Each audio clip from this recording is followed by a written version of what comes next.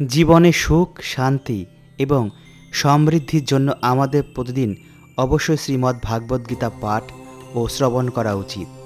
কারণ গীতা শুধু একটি ধর্মগ্রন্থ নয়, এটি একটি পরম দর্শন। এই জ্ঞান ভগবান শ্রীকৃষ্ণের মুখনিসৃত বাণী, যা কুরুক্ষেত্রের যুদ্ধের সময় ভগবান শ্রীকৃষ্ণ অর্জুনকে প্রদান করেছিলেন। এই জ্ঞান তিনি প্রথম সূর্যদেবকে দেন, সূর্যদেব তা মনুকে এবং মনু ইক্ষ্বাকুকে প্রদান করেন। এইভাবে গুরু পরম্পরায় এই জ্ঞান প্রবাহিত হতে থাকে। মাঝে এই পরম্পরা বিচ্ছিন্ন হয়ে যাওয়ার ফলে আমরা এই জ্ঞান হারিয়ে ফেলি। তাই ভগবান স্বয়ং নিজে অর্জুনকে এই জ্ঞান প্রদান করলেন। শ্রীমদ্ ভাগবত গীতায় মোট 18টি অধ্যায় ও 700টি শ্লোক আছে। আজকের এই ভিডিওতে আমরা শ্রীমদ্ ভাগবত গীতার 11তম অধ্যায় অর্থাৎ বিশ্বরূপ যোগ দর্শনের তৃতীয় অর্থাৎ শেষ শ্লোকগুলির ব্যাখ্যা আলোচনা করব। শ্রীমদ্ ভাগবত গীতার প্রতিটি অধ্যায়ের শ্লোকের ব্যাখ্যা শুনতে অবশ্যই আমাদের চ্যানেলটি ফলো করবেন। তো আসুন শুনে নেওয়া যাক শ্রীমদ্ ভাগবত গীতার 11তম অধ্যায় বিশ্বরূপ দর্শন যোগের পরবর্তী শ্লোকগুলির ব্যাখ্যা।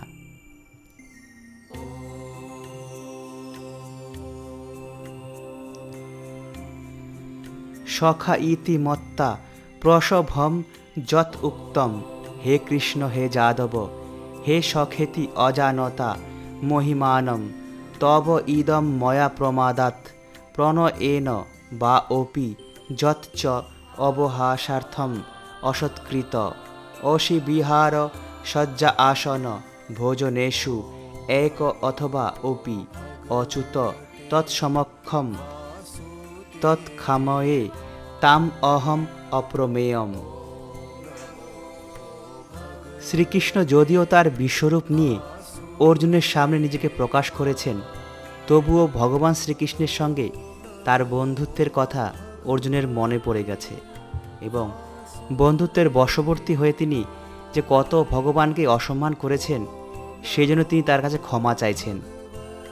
তিনি স্বীকার করছেন যে তিনি পূর্বে জানতেন না যে শ্রীকৃষ্ণ এই বিশ্বরূপ ধারণ করতে সমর্থ, যদিও অন্তরঙ্গ বন্ধুরূপে তিনি সে কথা পূর্বেই তাকে বলেছেন। অর্জুন মনে করতে পারছেন না কতবার তিনি ভগবান শ্রীকৃষ্ণের অনন্ত বৈভবের কথা বিস্মিত হয়ে তাকে হে কৃষ্ণ, হে বন্ধু, হে যাদব বলে সম্বোধন করে তাকে অশ্রদ্ধা করেছেন। কিন্তু শ্রীকৃষ্ণ এতই করুণাময় যে ভগবান হওয়া সত্ত্বেও তিনি অর্জুনের সঙ্গে বন্ধুর মতো খেলা করেছেন। এমনভাবেই ভগবানের সঙ্গে তার ভক্তের অপ্রাকৃত প্রেমের বিনিময় হয়ে থাকে। ভগবান শ্রীকৃষ্ণের সঙ্গে জীবের যে সম্পর্ক তা নিত্য, শাশ্বত, তা কখনোই বিস্মিত হওয়া যায় না, যা আমরা শ্রীকৃষ্ণের সঙ্গে অর্জুনের ব্যবহারের মাধ্যমে উপলব্ধি করতে পারি। ভগবানের বিশ্বরূপের বৈভব দর্শন করা সত্ত্বেও অর্জুন ভগবানের সঙ্গে তার বন্ধুত্বের কথা ভুলে যাননি।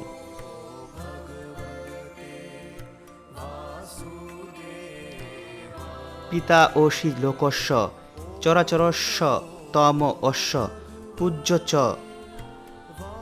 গুরু গরিয়ান ন তৎসম অস্তি অভ্যধিক কুত অন্য লোকত্রয়ে অপি অপ্রতিম প্রভাব। পুত্রের কাছে পিতা যেমন পূজনীয়, তেমনি পরম পুরুষোত্তম ভগবান শ্রীকৃষ্ণ আমাদের সকলেরই পূজনীয়।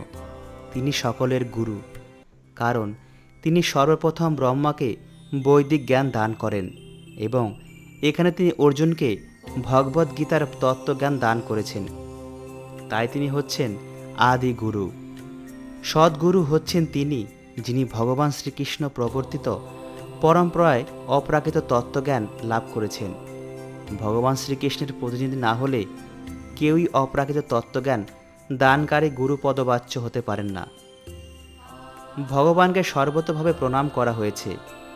ভগবানের মহত্ব অপরিমেয়। পরম পুরুষোত্তম ভগবান শ্রীকৃষ্ণের থেকে পরতর আর কেউ নেই, কারণ প্রাকৃত এবং অপ্রাকৃত উভয় জগতেই এমন কেউ নেই যিনি ভগবানের সমকক্ষ অথবা ভগবানের সে শ্রেয়।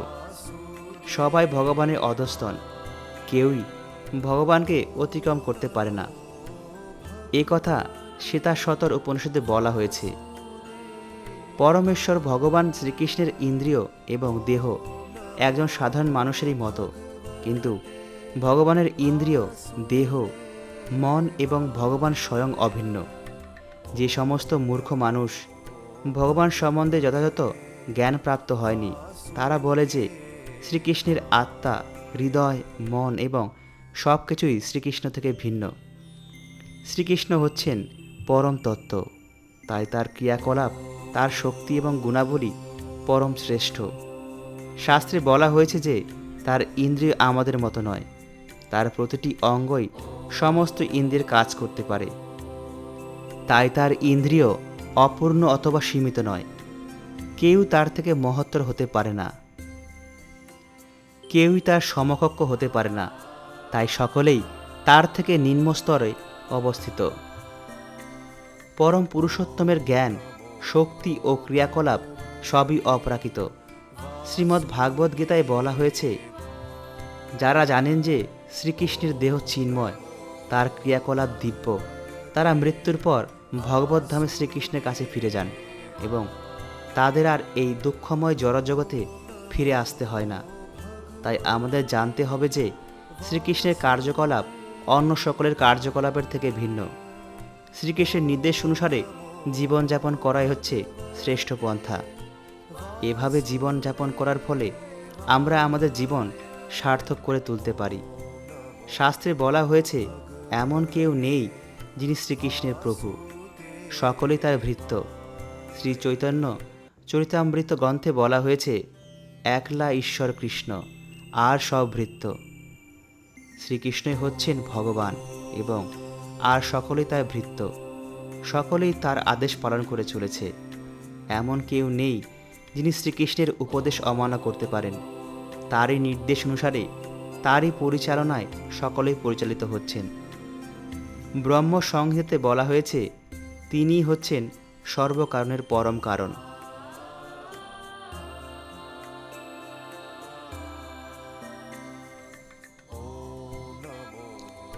তস্মাৎ প্রণম্য প্রণিধায় কায়ং প্রসাদয়ে তাম অহম ঈশম ইড্ডম পিতা ইব পুত্রস্য সখা ইব সখু প্রিয় প্রিয় আ অহর্ষি দেব স্বরূম। শ্রীকৃষ্ণের ভক্ত শ্রীকৃষ্ণের সঙ্গে নানা রকম সম্বন্ধের দ্বারা সম্পর্কিত। কেউ শ্রীকৃষ্ণকে তার পুত্র বলে মনে করেন, কেউ তাকে তার পতি বলে মনে করেন, কেউ তাকে সখা এবং কেউ তাকে প্রভু ইত্যাদি বলে মনে করেন। শ্রীকৃষ্ণ এবং অর্জুন বন্ধুত্বের সম্বন্ধ সূত্রে সম্পর্কিত। পিতা যেমন সহ্য করেন অথবা পতি অথবা প্রভু যেমন সহ্য করেন, তেমনই শ্রীকৃষ্ণ সহ্য করেন।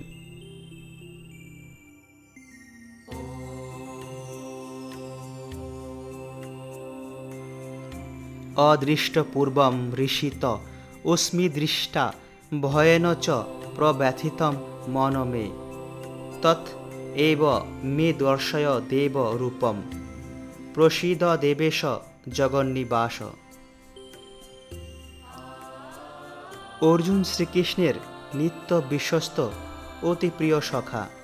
তাই তিনি অতি অন্তরঙ্গ এবং মানুষ যেমন তার প্রিয় সখার বৈভব দর্শনে অত্যন্ত আনন্দিত হয়, অর্জুনও তেমন আনন্দিত হলেন যখন তিনি দেখলেন তার প্রিয় সখা শ্রীকৃষ্ণ হচ্ছেন পরম পুরুষোত্তম ভগবান, যিনি তার অমন বিস্ময়কর বিশ্বরূপ প্রদর্শন করতে পারেন। কিন্তু তখন আবার সেই বিশ্বরূপ দর্শন করে তার মনে ভয় হলো। শ্রীকৃষ্ণের প্রতি তার অবিমিশ্র বন্ধুত্বের ফলে না জানি কত অপরাধ তিনি করেছেন। এভাবে ভয়ে ভীত হয়ে তার মন চঞ্চল হয়ে উঠল, যদিও ভয় পাওয়ার তার কোনো কারণ ছিল না। অর্জুন তাই শ্রীকৃষ্ণকে অনুরোধ করেছেন তার চতুর্ভুজ নারায়ণ রূপ দেখাবার জন্য, কারণ তিনি তার ইচ্ছা অনুসারে যে কোনো রূপ ধারণ করতে পারেন। শ্রীকৃষ্ণের এই বিশ্বরূপ এই জগতের মতো জড় ও অনিত্য, কিন্তু বৈকুণ্ঠ লোকে তার যে দিব্যরূপ তা হচ্ছে চতুর্ভুজ নারায়ণ রূপ। চিদাকাশে অসংখ্য গ্রহ রয়েছে এবং সেই প্রতিটি গ্রহে শ্রীকৃষ্ণ তার চতুর্ভুজ অংশ প্রকাশ নারায়ণ রূপে ভিন্ন ভিন্ন নামে বিরাজ করেন। তাই অর্জুন তার সেই রূপ দেখতে চাইলেন। যদিও বৈকুণ্ঠ লোকে ভগবানের নারায়ণ রূপ চতুর্ভুজ, তবে তার সেই চার হাতে বিভিন্নভাবে তিনি শঙ্খ, চক্র, গদা, পদ্ম প্রতীক চিহ্ন ধারণ করেন। কোনো হাতে তিনি কি ধারণ করে আছেন সেই অনুসারে নারায়ণের ভিন্ন ভিন্ন নাম হয়। এই সমস্ত রূপগুলি শ্রীকৃষ্ণের থেকে অভিন্ন, তাই অর্জুন তার সেই চতুর্ভুজ রূপ দর্শন করার আকাঙ্ক্ষা করেছেন।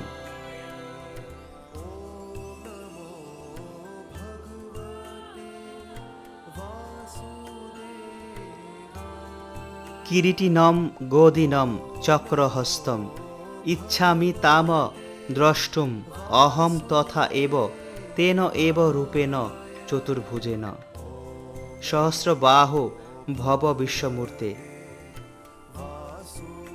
ব্রহ্মসংহিতাতে বলা হয়েছে, ভগবানের রূপ অসংখ্য কোটি এবং তার সেই সমস্ত রূপ নিত্য শাশ্বত।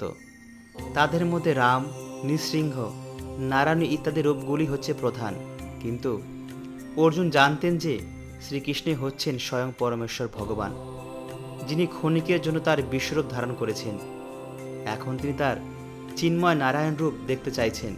শ্রীমদ্ ভাগবতে বলা হয়েছে যে শ্রীকৃষ্ণই হচ্ছেন স্বয়ং ভগবান এবং সমস্ত অংশ ও কলা অবতারেরা তার থেকে উদ্ভূত হয়। এই শ্লোকে সে কথা নিঃসংশয়ে প্রতিপন্ন করা হচ্ছে। ভগবান তার অংশাবতার থেকে অভিন্ন এবং সমস্ত অগণিত রূপেই তিনি ভগবান। এই সমস্ত রূপেই তিনি নবযৌবন সম্পন্ন। সেটাই হচ্ছে পরম পুরুষোত্তম ভগবানের নিত্য রূপ। শ্রীকৃষ্ণকে যিনি জানেন, তিনি তৎক্ষণাৎ এই জড়জগতের সমস্ত কলুষ থেকে মুক্ত হন।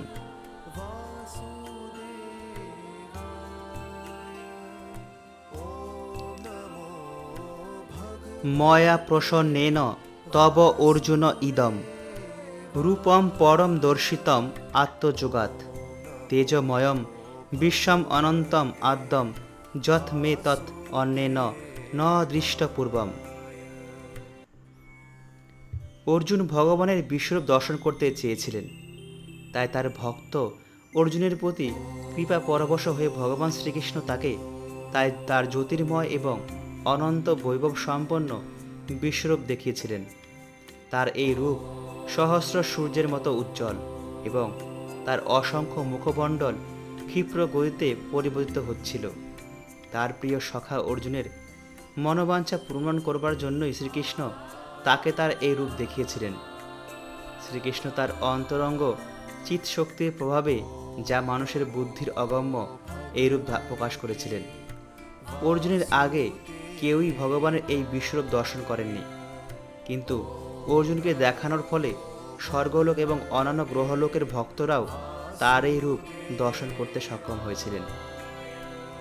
এর আগে কখনোই তারা এই রূপ দেখেননি, কিন্তু অর্জুনের জন্য তারা এই রূপ দেখতে সক্ষম হলেন।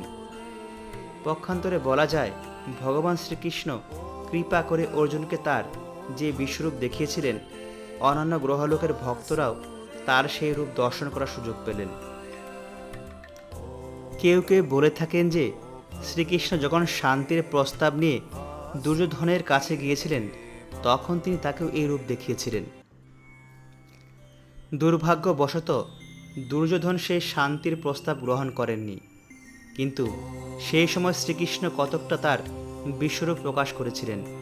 কিন্তু তার সেই রূপ অর্জুনকে যে রূপ দেখিয়েছিলেন তার থেকে ভিন্ন। এখানে স্পষ্টভাবে বলা হয়েছে যে এই রূপ এর আগে কখনো কেউ দেখেনি।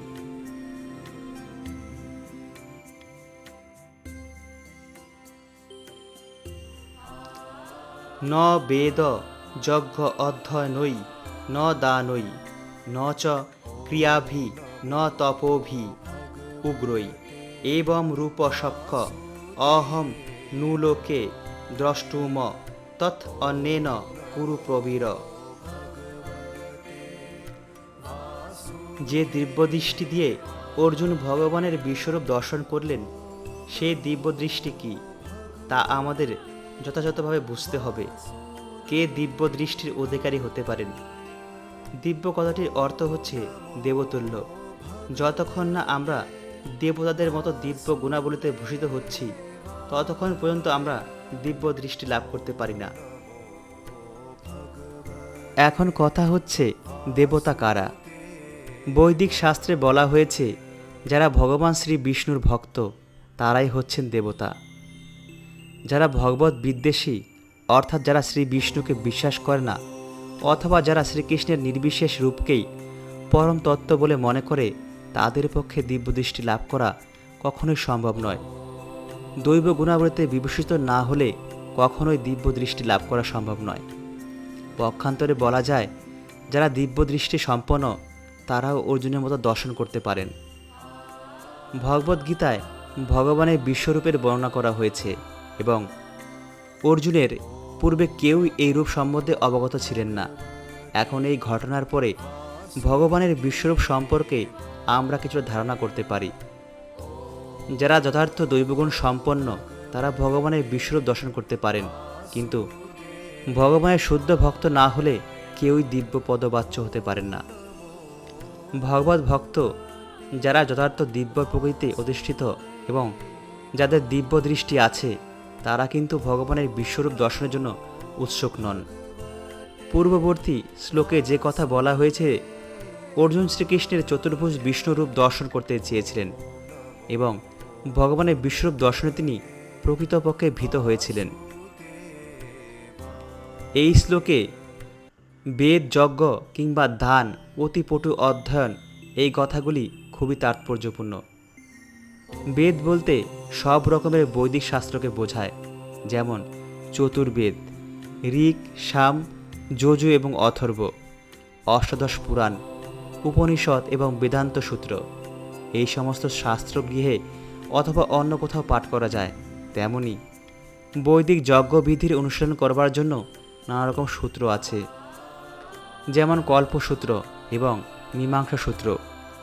দানই শব্দে যোগ্য পাত্রে দান করার কথা বলা হয়েছে, যেমন ভক্তিভরে ভগবানের সেবা নিযুক্ত ব্রাহ্মণ এবং বৈষ্ণবদের দান করা। তেমনি পুণ্যকর্ম বলতে বর্ণাশ্রম অনুসারে শাস্ত্রের নির্দেশিত অগ্নিহোত্র ইত্যাদির অনুষ্ঠান করা। পুণ্যকর্ম আচরণ এবং ইচ্ছাকৃত দৈহিক ক্লেশ স্বীকার করাকে বলা হয় তপস্যা। সুতরাং সকলেই এই সমস্ত আচরণ করতে পারেন, কিন্তু যতক্ষণ না তিনি অর্জুনের মতো ভগবত ভক্তে পরিণত হচ্ছেন, ততক্ষণ পর্যন্ত তার পক্ষে ভগবানের বিশ্বরূপ দর্শন করা সম্ভব নয়। যারা নির্বিশেষবাদী তারা কল্পনা করেন যে তারা ভগবানের বিশ্বরূপ দর্শন করছেন, কিন্তু ভগবদ্গীতা থেকে আমরা বুঝতে পারি যে নির্বিশেষবাদীরা ভগবত ভক্ত নয়, তাই তাদের পক্ষে ভগবানের বিশ্বরূপ দর্শন করা কখনোই সম্ভব নয়। অনেক মানুষ আছে যারা অবতার তৈরি করে। কোনো সাধারণ মানুষকে তারা ভগবানের অবতার বলে অপপ্রচার করে, কিন্তু এগুলো হচ্ছে নিতান্তই মূর্খতা। আমাদের ভগবদ্গীতার তত্ত্ব গ্রহণ করতে হবে, তা না হলে পূর্ণরূপে দিব্য জ্ঞান লাভ করা সম্ভব হবে না। যদিও ভগবদ্গীতাকে ভগবত তত্ত্ববিজ্ঞানের প্রাথমিক স্তরের শিক্ষা বলে মনে করা হয়, তবুও তা এতই নিখুঁত যে তার মাধ্যমে আমরা কোনটা কি সে বিষয়ে যথার্থ জ্ঞান লাভ করতে পারি। কোনো মেকি অবতারের চেলাও বলতে পারে যে তারাও ভগবানের অবতারের দিব্যরূপ দর্শন করেছে, তার বিশ্বরূপ দর্শন করেছে, কিন্তু তাদের সেই দাবি গ্রহণযোগ্য নয়। এখানে স্পষ্টভাবে বলা হয়েছে যে মানুষ শ্রীকৃষ্ণের ভক্ত না হলে ভগবানের বিশ্বরূপ দর্শন করা সম্ভব নয়। সুতরাং সর্বপ্রথমে তাকে শুদ্ধ কৃষ্ণ ভক্ত হতে হবে। তারপরে তিনি দাবি করতে পারেন যে বিশ্বরূপ বা অন্য যে রূপ তিনি দর্শন করেছেন তা তিনি অন্যদের দেখাতে পারেন। শ্রীকৃষ্ণ ভক্ত কখনোই মেকি অবতার বা ও তাদের চেলাদের মেনে নিতে পারেন না।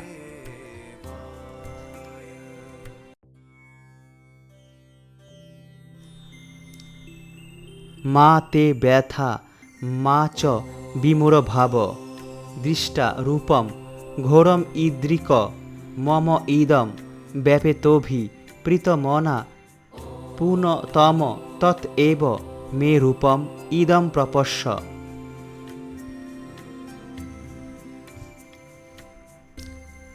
ভগবদ্গীতার প্রারম্ভে অর্জুন তার পরম পূজ্য পিতামহ ভীষ্মদেব এবং গুরুদেব দ্রোণাচার্যকে হত্যা করার কথা চিন্তা করে উদ্বিগ্ন হয়ে পড়েছিলেন। কিন্তু শ্রীকৃষ্ণ তাকে বললেন যে তার পিতামহকে হত্যা করার ব্যাপারে তার আতঙ্কিত হওয়া উচিত নয়। কৌরবদের রাজসভায় যখন ধৃতরাষ্ট্রের পুত্রগণ দ্রৌপদীর বস্ত্রহরণ করেছিল, তখন ভীষ্ম এবং দ্রোণ নীরব ছিলেন। ধর্ম আচরণে এই অবহেলার জন্য তাদের হত্যা করাই উচিত। শ্রীকৃষ্ণ অর্জুনকে তার বিশ্বরূপ দেখালেন, কেবল তাকে এটা বুঝিয়ে দেবার জন্য যে তাদের অনৈতিক আচরণের ফলে তারা ইতিমধ্যেই হত হয়েছেন। অর্জুনকে এই দৃশ্য দেখানো হয়েছিল কারণ ভক্তরা সর্বদাই শান্তিপ্রিয় এবং তারা এই ধরনের বীভৎস কাজ করতে পারেন না। সেই উদ্দেশ্যে তাকে বিশ্বরূপ দেখানো হলো। এখন অর্জুন ভগবানের চতুর্ভুজ রূপ দেখতে চাইলেন এবং শ্রীকৃষ্ণ তাকে তাও দেখালেন। ভক্ত ভগবানের বিশ্বরূপ দর্শনে তেমন আগ্রহী নন, কারণ এই রূপে প্রেমানুভূতির আদান প্রদানের কোনো সম্ভাবনা থাকে না। ভক্ত সর্বদাই শ্রদ্ধাভনত চিত্তে ভগবানকে তার হৃদয়ের ভক্তির অর্ঘ্য নিবেদন করতে চান। তাই তিনি ভগবানের দ্বিভুজ অথবা চতুর্ভুজ রূপ দর্শন করতে চান, যাতে পরম পুরুষোত্তম ভগবানের সঙ্গে তিনি তার ভক্তি ভাবনার বিনিময় করতে পারেন।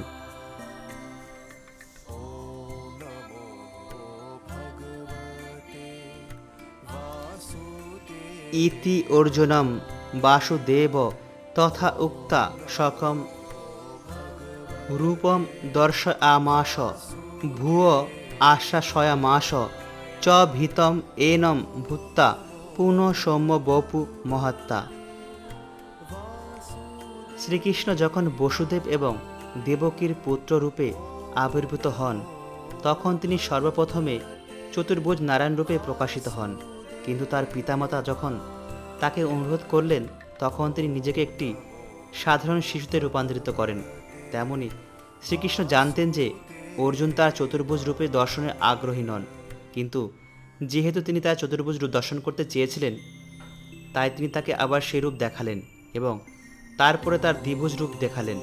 এখানে সৌম্য বপু কথাটা অত্যন্ত তাৎপর্যপূর্ণ। সৌম্য বপু কথাটির অর্থ হচ্ছে অত্যন্ত সুন্দর রূপ। ভগবানের দ্বিভুজ শ্যামসুন্দর রূপ হচ্ছে তার সবচেয়ে সুন্দর রূপ। ভগবান শ্রীকৃষ্ণ জগতে এই যখন প্রকট হয়েছিলেন, তখন সকলে তার রূপে আকৃষ্ট হতেন। যেহেতু শ্রীকৃষ্ণ হচ্ছেন সমগ্র বিশ্ব চরাচরের নিয়ন্তা, তাই তিনি তার ভক্ত অর্জুনের সমস্ত ভয় বিদূরিত করলেন এবং তাকে আবার তার দ্বিভুজ শ্যামসুন্দর রূপ দেখালেন। ব্রহ্ম সংহিতায় বলা হয়েছে, প্রেমাঞ্জনের দ্বারা রঞ্জিত ভক্তি নয়নেই কেবল শ্রীকৃষ্ণের শ্যামসুন্দর রূপ দর্শন করা যায়।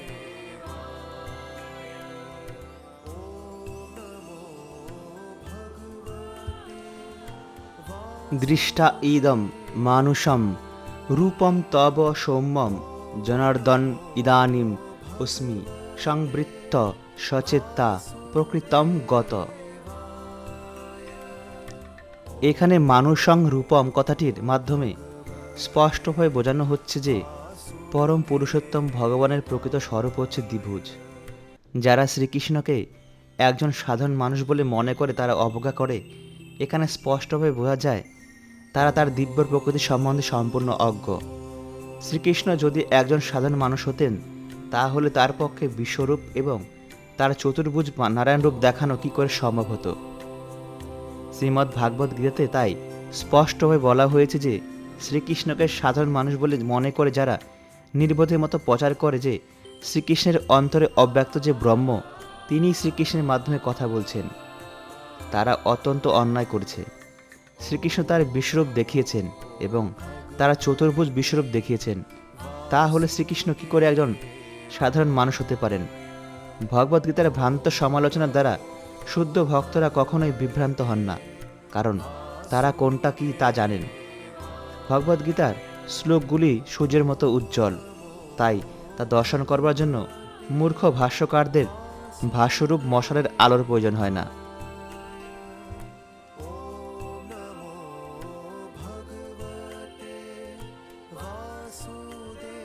সুদূর্দশম ইদম রূপম দৃষ্টবানসি যৎ মম দেবা অপি অশ্বরূপসা নিত্যম দর্শনকাঙ্ক্ষিন। এই অধ্যায়ের 48 সংখ্যক শ্লোকে অর্জুনকে তার বিশ্বরূপ দেখিয়ে ভগবান বলেন যে তার সেই রূপ বেদ অধ্যয়ন, যজ্ঞ কিংবা দানের মাধ্যমে দর্শন করা সম্ভব নয়।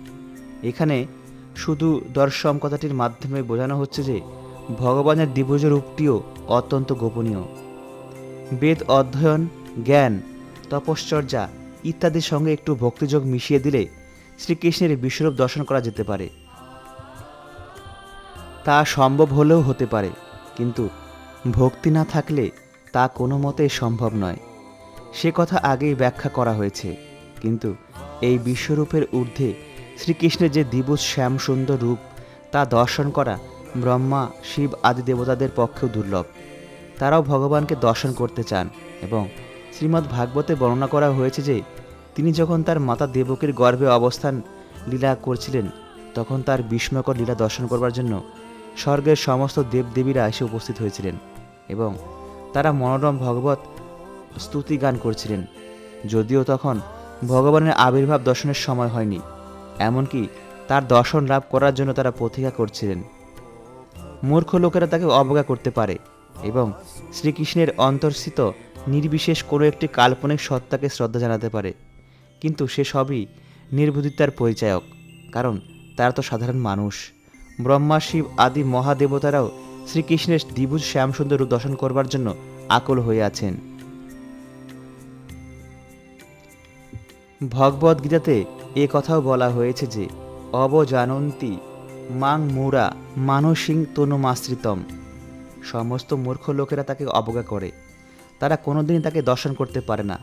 শ্রীকৃষ্ণের দেহ সম্পূর্ণ অপ্রাকৃত এবং সৎ চিৎ আনন্দময়, সে কথা ব্রহ্মসংহিতেও বলা হয়েছে এবং ভগবদ্গীতাতে অথবা সেই ধরনের বৈদিক শাস্ত্র পাঠ করে বুদ্ধির মাধ্যমে শ্রীকৃষ্ণকে বিশ্লেষণ করার চেষ্টা করে, তাদের কাছে শ্রীকৃষ্ণ একটি সমস্যা হয়ে দাঁড়ায়।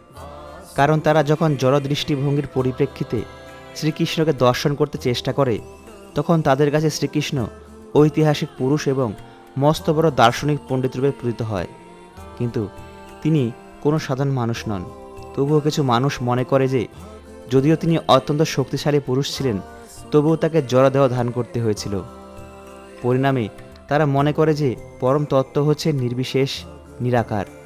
তাই তারা মনে করে যে সেই নিরাকার রূপ থেকে এই জড় জগতের সঙ্গে সংশ্লিষ্ট একটি সবিশেষ রূপ তাকে গ্রহণ করতে হয়েছিল। পরমেশ্বর ভগবান সম্বন্ধে এটি একটি জড়জাগতিক অনুমান মাত্র। আরেকটি অনুমান হচ্ছে কল্পনাপ্রসূত।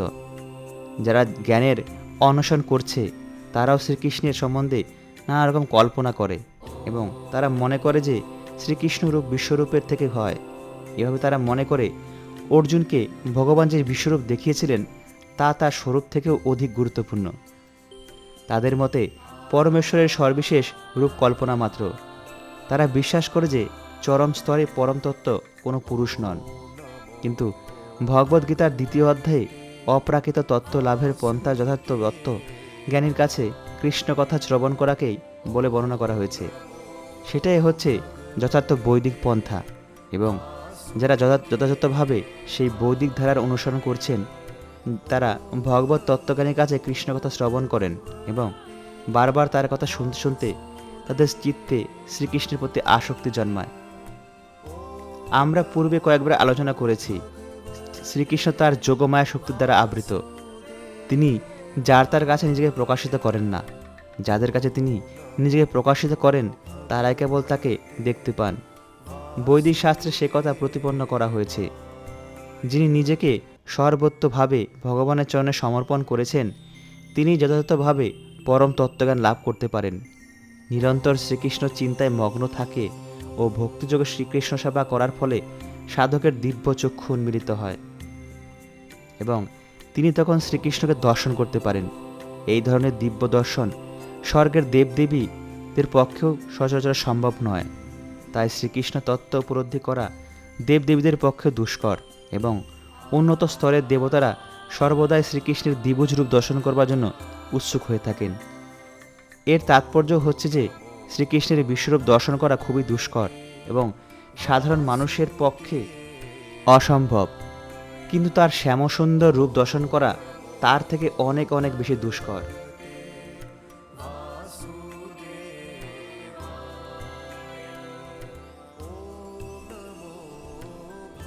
ন অহম বেদৈ ন তপস্যা ন দানেন ন চ ইজ্জয়া সখ্য এবং বিধ দ্রষ্টুম দৃষ্টবান ওষি মাম যথা।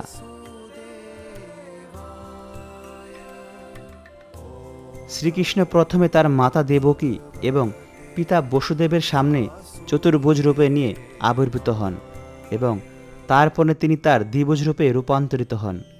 যারা ভগবত বিদ্বেষী নাস্তিক বা ভক্তিবিহীন তাদের পক্ষে এই রহস্যের মর্ম উপলব্ধি করা অত্যন্ত দুষ্কর।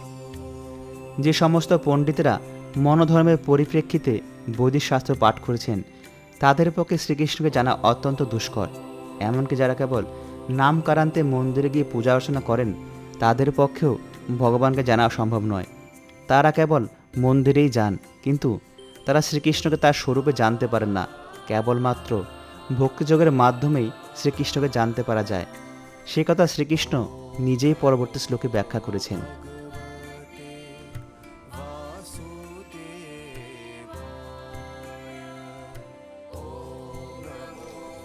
ভক্তা তু অনন্যয়া সখ্য অহম এবং বিধ অর্জুন জ্ঞাতুম দ্রষ্টুম চ তত্ত্বেন প্রবেষ্টুম চ পয়ন্তপ। অনন্য ভক্তির মাধ্যমে কেবল শ্রীকৃষ্ণকে জানতে পারা যায়। এখানে ভগবান নিজেই সে কথার বিশ্লেষণ করেছেন, যাতে তত্ত্বজ্ঞান বর্জিত ভাষ্যকারেরা যারা মনোধর্ম প্রসূত জল্পনা কল্পনার মাধ্যমে ভগবদ্গীতার তত্ত্ব জানবার চেষ্টা করেন তারা বুঝতে পারেন যে ভগবদ্গীতার ভ্রান্ত ব্যাখ্যা করে তারা কেবল তাদের সময়েরই অপচয় করছেন। ভগবান শ্রীকৃষ্ণ যে কে তা কেউ জানতে পারে না, কেউ বুঝতে পারে না কীভাবে তিনি তার চতুর্ভুজ রূপ নিয়ে তার জনক জননীর সামনে আবির্ভূত হলেন এবং তারপরে তার দ্বিভুজ রূপে রূপান্তরিত হলেন। বেদ অধ্যয়ন করে কিংবা দার্শনিক জল্পনা করে এসব ব্যাপার বুঝতে পারা খুব কঠিন। এখানে তাই স্পষ্টভাবে বলা হয়েছে যে কেউই তাকে দেখতে পায় না, কিংবা এসব তত্ত্বের উপলব্ধি অর্জন করাও সহজ নয়। কিন্তু যারা বৈদিক শাস্ত্রের অভিজ্ঞ পাঠক তারাই কেবল বৈদিক শাস্ত্রের মাধ্যমে নানাভাবে তাকে জানতে পারেন। বৈদিক নানা রকম রীতিনীতি বিধিনিষেধের নির্দেশ দেওয়া হয়েছে এবং যদি কেউ শ্রীকৃষ্ণকে জানতে চায় তাহলে তাকে শাস্ত্রের এই সমস্ত নির্দেশগুলি মানতে হবে। শাস্ত্রের নির্দেশ অনুসারে তপশ্চর্যা করা যায়। দান সম্বন্ধে বলা হয়েছে যে দান তাদেরকেই করতে হবে যারা সারা বিশ্ব জুড়ে ভগবান শ্রীকৃষ্ণের মহিমা প্রচারে রত। শ্রীকৃষ্ণ ভক্তি, শ্রীকৃষ্ণ ভাবনামৃত হচ্ছে মানব সমাজের প্রতি ভগবানের আশীর্বাদ। শ্রী চৈতন্য মহাপ্রভুকে শ্রীলরূপ গোস্বামীপাদ মহাবদান্য অবতার বলে সম্বোধন করেছেন। ব্রহ্মার দুর্লভ যে কৃষ্ণপ্রেম তা তিনি অকাতরে সকলকে বিতরণ করেছেন। শাস্ত্রে ও মন্দিরে শ্রী বিষ্ণু অথবা শ্রীকৃষ্ণের পূজা করার নির্দেশ দেওয়া হয়েছে। এভাবে শাস্ত্রের নির্দেশ অনুসারে আচরণ করলে ভগবত ভক্তির পথে অগ্রসর হওয়া যায়। কনিষ্ঠ অধিকারী অর্থাৎ ভক্তিমার্গে যারা নবীন তাদের পক্ষে মন্দিরে ভগবানের শ্রী বিগ্রহের পূজা অর্চনা করা আবশ্যক। বৈদিক শাস্ত্রে সে কথা প্রতিপন্ন করা হয়েছে। ভগবানের প্রতি যিনি অনন্য ভক্তি সম্পন্ন এবং যিনি সদ্গুরুর কৃপা লাভ করেছেন তিনি পরম পুরুষোত্তম ভগবানকে দর্শন করতে পারেন। কেবলমাত্র মানসিক জল্পনা কল্পনার মাধ্যমে শ্রীকৃষ্ণকে বোঝা যায় না। যারা সদ্গুরুর তত্ত্বাবধানে ভগবত ভক্তি শিক্ষা লাভ করেননি তাদের পক্ষে শ্রীকৃষ্ণকে জানা অসম্ভব। এখানে তু শব্দটি বিশেষভাবে ব্যবহার করা হয়েছে যাতে বোঝানো যায় যে অন্য কোনো পন্থা ব্যবহার করা যায় না, অনুমোদন করতে পারা যাবে না কিংবা সফল হবে না শ্রীকৃষ্ণকে উপলব্ধি করার ক্ষেত্রে। শ্রীকৃষ্ণের সবিশেষ রূপ দ্বিভুজ অথবা চতুর্ভুজ। অর্জুনকে যে তিনি তার বিশ্বরূপ দেখিয়েছিলেন তার থেকে এই রূপ সম্পূর্ণ ভিন্ন। চতুর্ভুজ রূপ হচ্ছেন নারায়ণ এবং দ্বিভুজ রূপ হচ্ছেন শ্রীকৃষ্ণ। তার সেই রূপ নিত্য অপ্রাকৃত, কিন্তু অর্জুনকে যে বিশ্বরূপ দেখানো হয়েছিল তা সাময়িক অনিত্য। ভগবান গীতায় সেই সম্বন্ধে বলেছেন সুদূর দর্শম, অর্থাৎ তার সেই রূপ দর্শন করা অত্যন্ত দুষ্কর। অর্থাৎ তার সেই বিশ্বরূপ কেউ দর্শন করেননি। ভগবান এখানে এটাও বুঝিয়ে দিচ্ছেন যে তার ভক্তকে তার সেই রূপ দেখাবার কোনো প্রয়োজনও হয় না। অর্জুনের অনুরোধ অনুসারে ভগবান শ্রীকৃষ্ণ সেই রূপ দেখিয়েছিলেন, যাতে ভবিষ্যতে কেউ যদি ভগবানের অবতার বলে নিজেকে প্রতিপন্ন করতে চায়, তাহলে তিনি সত্যি সত্যি ভগবানের অবতার কিনা তা জানবার জন্য মানুষ তাকে তার বিশ্বরূপ দেখানোর কথা বলতে পারেন। পূর্ববর্তী শ্লোকটিতে ন শব্দটি বারে বারে ব্যবহার করা হয়েছে, যাতে বোঝানো যায় যে বৈদিক শাস্ত্রের পুঁথিগত শিক্ষা লাভের প্রশংসা অর্জনে অতি বেশি গর্বিত হওয়া কারো পক্ষে উচিত নয়। শ্রীকৃষ্ণের প্রতি প্রেম ও ভক্তিময় অনুশীলনই নিবিষ্ট থাকা প্রয়োজন। কেবলমাত্র তবেই ভগবদ্গীতার ভাষ্য রচনায় প্রয়াসী হওয়া যেতে পারে। শ্রীকৃষ্ণ তার চতুর্ভুজ রূপ থেকে নারায়ণ রূপে রূপান্তরিত হলেন এবং তারপরে তার প্রকৃত স্বরূপ দ্বিভুজ শ্যামসুন্দরে রূপান্তরিত হলেন। এর থেকে বোঝা যায় যে বৈদিক শাস্ত্রে তার যে চতুর্ভুজ এবং অন্যান্য রূপের কথা বর্ণনা করা হয়েছে তা সবই শ্রীকৃষ্ণের দ্বিভুজ রূপ থেকে প্রকাশিত হয়েছেন। দ্বিভুজ শ্যামসুন্দর মুরলীধর শ্রীকৃষ্ণই হচ্ছেন সব কিছুর উৎস। নির্বিশেষ ব্রহ্মের কথা তো দূরে থাক, তার সেই সমস্ত রূপ থেকেও শ্রীকৃষ্ণ স্বতন্ত্র।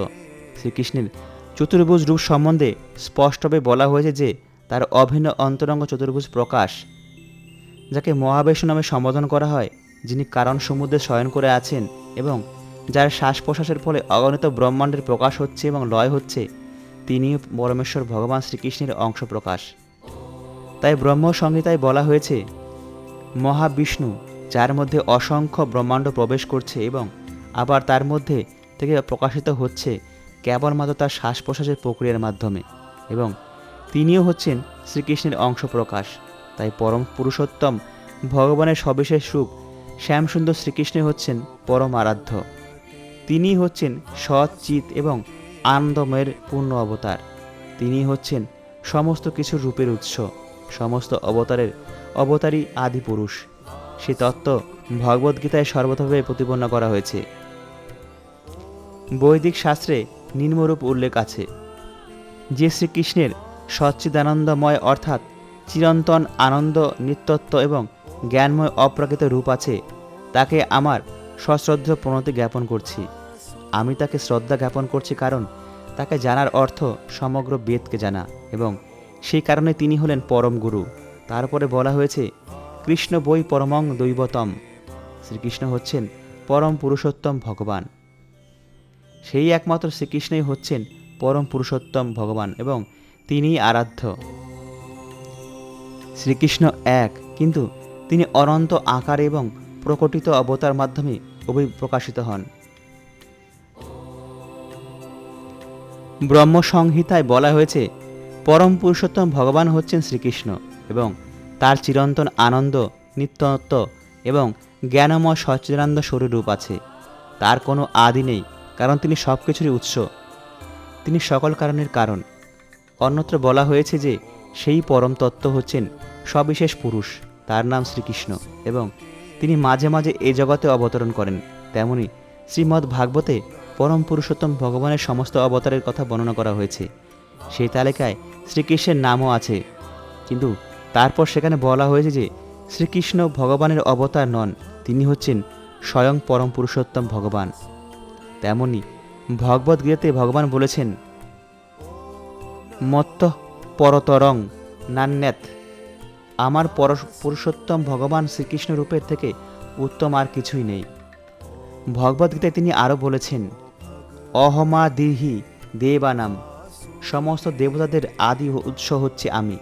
ভগবান শ্রীকৃষ্ণের কাছ থেকে ভগবত তত্ত্ব অবগত হওয়ার ফলে অর্জুনও সে সম্বন্ধে বলেছেন, পরং ব্রহ্ম পরং ধাম পবিত্রং পরমং ভবান।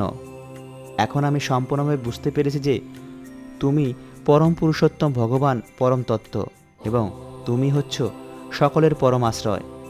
তাই শ্রীকৃষ্ণ অর্জুনকে যে বিশ্বরূপ দেখিয়েছিলেন তা ভগবানের প্রকৃত স্বরূপ নয়, তার স্বরূপ তিনি হচ্ছেন শ্রীকৃষ্ণ। সহস্র সহস্র হস্ত এবং পদ বিষ্ট যে তার বিশ্বরূপ, তা কেবল তাদেরকে আকৃষ্ট করবার জন্য যাদের ভগবানের প্রতি ভক্তি নেই, প্রেম নেই। তা ভগবানের প্রকৃত স্বরূপ নয়। যারা ভগবানের শুদ্ধ ভক্ত, যারা ভগবানের সঙ্গে অপ্রাকৃত রসে প্রেম ও ভক্তিতে যুক্ত, বিশ্বরূপ তাদের আকৃষ্ট করে না। শ্রীকৃষ্ণ স্বরূপে ভগবান তার ভক্তদের সঙ্গে অপ্রাকৃত প্রেমের মাধুর্য রস আস্বাদন করেন।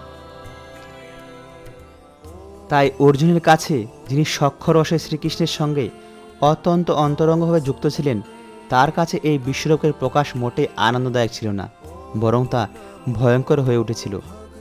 অর্জুন, যিনি হচ্ছেন ভগবানের নিত্য সহচর, অবশ্যই দিব্য দৃষ্টি সম্পন্ন ছিলেন। তিনি কোনো সাধারণ মানুষ ছিলেন না, তাই তিনি বিশ্বরূপের দ্বারা মোহিত হননি, আকৃষ্ট হননি। যারা সকামকর্মী তাদের কাছে এই রূপ অতি আশ্চর্যজনক বলে মনে হয়, কিন্তু যারা ভক্তিযোগে ভগবানের সেবায় রত তাদের কাছে শ্রীকৃষ্ণের দ্বিভুজ রূপই হচ্ছে সবচেয়ে প্রিয়।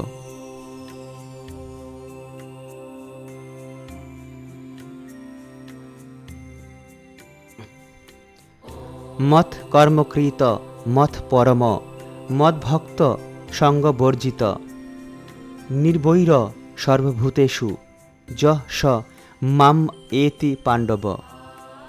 কেউ যদি চিৎজগতের কৃষ্ণলোকে সমস্ত ঈশ্বরের পরমেশ্বর শ্রীকৃষ্ণের সঙ্গে অন্তরঙ্গভাবে যুক্ত হতে চান, তাহলে তাকে এই বিধি অনুসরণ করতেই হবে, যা পরমেশ্বর ভগবান নিজেই বলে দিয়েছেন। তাই ভগবদ্গীতার এই শ্লোকটিতে ভগবদ্গীতার নির্যাস বলে মনে করা হয়। এই সমস্ত বদ্ধ জীব প্রকৃত তত্ত্ব, পারমার্থিক জীবনে যথার্থ লক্ষ্য সম্বন্ধে বিস্মিত হয়ে প্রকৃতির উপরে প্রভুত্ব করবার উদ্দেশ্যে জড়জগতের বন্ধনে আবদ্ধ হয়ে আছে। তাদের জন্য ভগবান ভগবদ্গীতা দান করেছেন।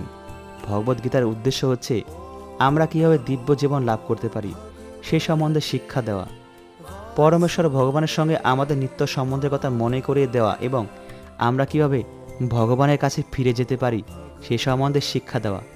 এখানে এই শ্লোকে স্পষ্টভাবে ব্যাখ্যা করা হচ্ছে আমরা কীভাবে পারমার্থিক কর্তব্য কর্মে ভক্তিযোগের মাধ্যমে সাফল্য লাভ করতে পারি। কাজকর্ম সম্বন্ধে বলা হচ্ছে সমস্ত ভক্তি ভগবান শ্রীকৃষ্ণের সেবায় নিযুক্ত করে ভক্তিযুক্ত কৃষ্ণ ভাবনাময় কর্মে প্রবৃত্ত হওয়া। ভক্তি রসামৃত সিন্ধু গ্রন্থে বলা হয়েছে যে শ্রীকৃষ্ণের সেবা ছাড়া আর কোনো রকম কাজ করাই উচিত নয়। এই ধরনের কাজকে বলা হয় কৃষ্ণকর্ম। আমরা নানা রকমের কাজকর্মে লিপ্ত হতে পারি, কিন্তু সেই কর্মফল ভোগ করার প্রতি আমাদের আসক্ত হওয়া উচিত নয়। আমাদের সমস্ত কর্মের ফল তাকেই অর্পণ করা উচিত।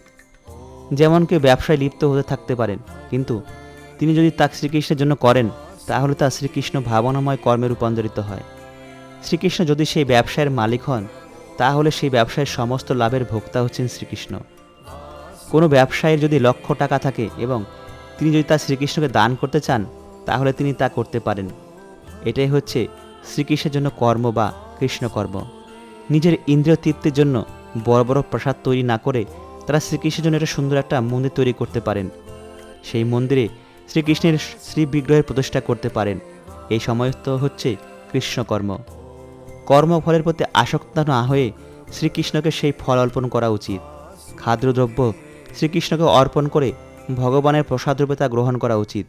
কেউ যদি শ্রীকৃষ্ণের জন্য একটা বিরাট বাড়ি তৈরি করে দেন এবং সেখানে শ্রীকৃষ্ণ বিগ্রহ স্থাপনা করেন তাহলে সেখানে বসবাস করতে কোনো বাধা নেই। তবে মনে রাখতে হবে যে শ্রীকৃষ্ণই বাড়িটির মালিক। এটাই হচ্ছে শ্রীকৃষ্ণ ভাবনামৃত।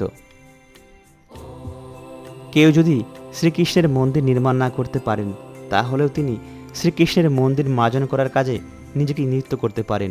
সেটাও কৃষ্ণকর্ম। আমরা বাগান করতে পারি যারই এক ফালি জমি আছে।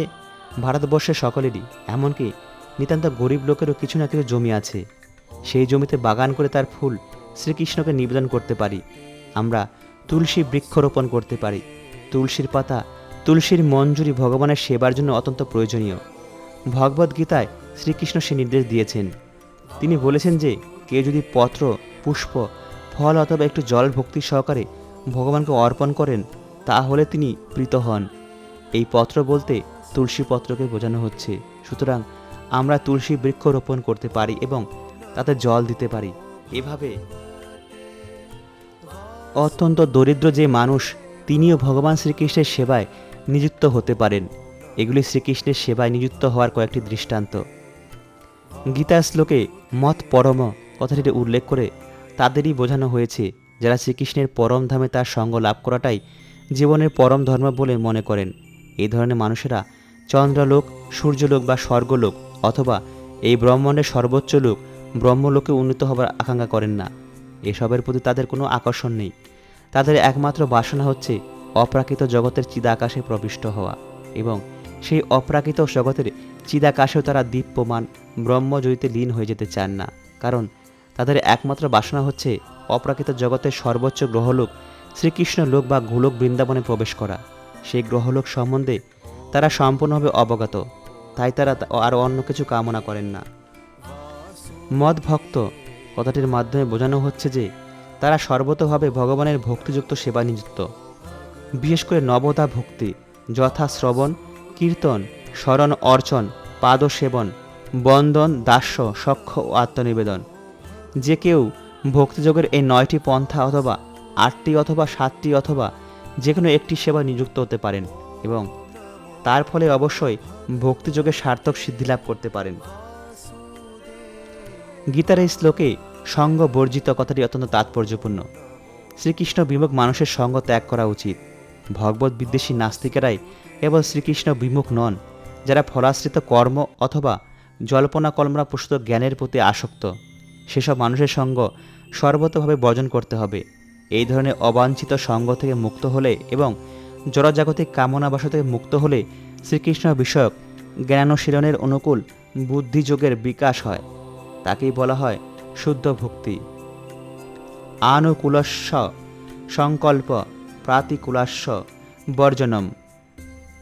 শ্রীকৃষ্ণের কথা চিন্তা করতে হবে। শ্রীকৃষ্ণ সেবায় যা অনুকূল তা সংকল্প করতে হবে এবং শ্রীকৃষ্ণ সেবায় যা প্রতিকূল তা বর্জন করতে হবে। কংস ছিল শ্রীকৃষ্ণের শত্রু।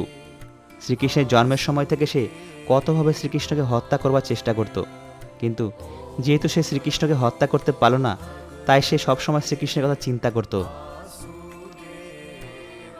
এভাবে খেতে বসতে শুতে সবসময় সে শ্রীকৃষ্ণ ভাবনাময় হয়ে থাকত,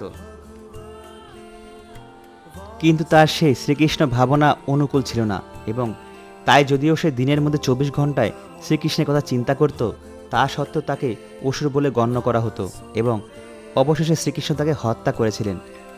অবশ্য শ্রীকৃষ্ণের হাতে মৃত্যু হলে সঙ্গে সঙ্গে তার মুক্তি লাভ হয়, কিন্তু শুদ্ধ ভক্তের সেটা কাম্য নয়। শুদ্ধ ভক্ত মুক্তি চান না, এমনকি তিনি সর্বোচ্চ লোক গোলক বৃন্দাবনে যেতে চান না। তার একমাত্র লক্ষ্য হচ্ছে যেখানেই তিনি থাকুন তিনি যেন সর্বদাই শ্রীকৃষ্ণের সেবা করতে যেতে পারেন। শ্রীকৃষ্ণ ভক্ত সকলেরই বন্ধু ভাবাপন্ন হন, তাই তাকে এখানে নির্বৈর বলা হয়েছে। এটা কেমনভাবে হয়? শ্রীকৃষ্ণ ভাবনাময় ভক্ত জানেন যে কৃষ্ণ ভক্তি কেবল মানব জীবনের সমস্যা সমাধান করতে পারে। তিনি নিজেই ব্যক্তিগতভাবে সে অভিজ্ঞতা অর্জন করেছেন, তাই তিনি মানব সমাজের সকলের এই শ্রীকৃষ্ণ ভাবনার অমৃতময় স্বাদ দান করে এই পন্থার প্রচলন করতে চান। নিজের জীবনে বিপন্ন করে শ্রীকৃষ্ণ ভাবনামৃত প্রচার করার বহু দৃষ্টান্ত ইতিহাসে আছে। আর একটি জ্বলন্ত দৃষ্টান্ত হচ্ছে যীশুখ্রিস্ট। ভগবত বিদ্বেষীরা তাকে কুশে বিদ্ধ করেছিল, কিন্তু তিনি তার জীবন দিয়ে ভগবানের বাণী প্রচার করে গেলেন। আমাদের অবশ্যই কখনোই মনে করা উচিত নয় যে যীশুখ্রিস্টকে বধ করা হয়েছিল। ভগবানের ভক্তের কখনোই বিনাশ হয় না। ভারতবর্ষ তেমন অনেক দৃষ্টান্ত আছে, যেমন ঠাকুর হরিদাস এবং প্রহ্লাদ মহারাজ। এরা কেন কিভাবে নিজের জীবন বিপন্ন করেছিলেন? কারণ তারা শ্রীকৃষ্ণ ভাবনার অমৃত বিতরণ করতে চেয়েছিলেন এবং তা কষ্টসাধ্য। শ্রীকৃষ্ণ ভক্ত জানেন যে শ্রীকৃষ্ণের সঙ্গে তার নিত্য সম্পর্কের কথা ভুলে যাওয়ার ফলেই মানুষ এই জগতে নানা রকম দুঃখ কষ্ট ভোগ করছে। তার মানব সমাজের শ্রেষ্ঠ উপকার হচ্ছে প্রতিবেশী, মানুষকে সব রকম জড়জগতের সমস্যাগুলির হাত থেকে মুক্তি দেওয়া। এভাবেই ভগবানের শুদ্ধ ভক্ত ভগবানের সেবা করে চলেন। এখন আমরা অনুমান করতে পারি যে ভগবানের যে সমস্ত ভক্ত সব রকমের ঝুঁকি নিয়ে ভগবানের সেবা করে চলেন, তাদের প্রতি ভগবান শ্রীকৃষ্ণ কত কৃপাময়। তাই তারা দেহ ত্যাগ করার পরে ভগবানের দিব্যধামে ফিরে যাবেন, সে সম্বন্ধে কোনো সংশয় নেই। এই অধ্যায়ের সংক্ষিপ্ত সার হচ্ছে যে শ্রীকৃষ্ণের বিশ্বরূপ, যে রূপের প্রকাশ অনিত্য এবং কালরূপে যা সব কিছু গ্রাস করেন, এমনকি চতুর্ভুজ বিশ্বরূপ, তা সবই শ্রীকৃষ্ণ কর্তৃক প্রকাশিত হয়। শ্রীকৃষ্ণই হচ্ছেন সর্বকারণের কারণ এবং পরম পুরুষোত্তম ভগবান।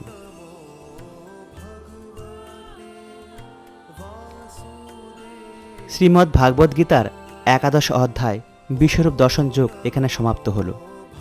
পরবর্তী অধ্যায় শুনতে আমাদের চ্যানেলের পরবর্তী ভিডিওগুলি অবশ্যই ফলো করবেন। সবাই ভালো থাকবেন, সুস্থ থাকবেন।